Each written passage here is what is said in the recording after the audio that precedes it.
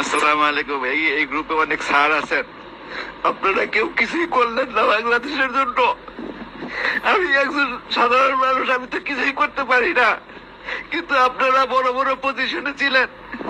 আমার স্যার, আপনারা একটা ইউজিসির মেম্বার, আমাদের সন্তানদেরকে মেরে ফেললে তো আপনারা কিচ্ছু বললেন না। কিছু ওরা কি কোনো ক্ষমতার ভাগ চাইছিল?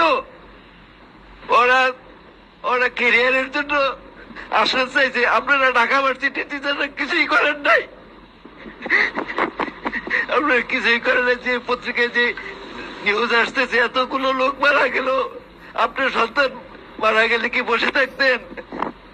আপনার সন্তান মারা গেলে কি বসে থাকতেন? আপনারা এত সিনিয়র হয়েছেন, রিটায়ার্ড পারছেন এখানে অনেকেই, আপনারা এত স্বার্থপর, দেশের জন্য কিছুই করলেন না। আমি আর কি করবো? আমাকে ক্ষমা করে দিয়ে যদি আপনারা কষ্ট পান।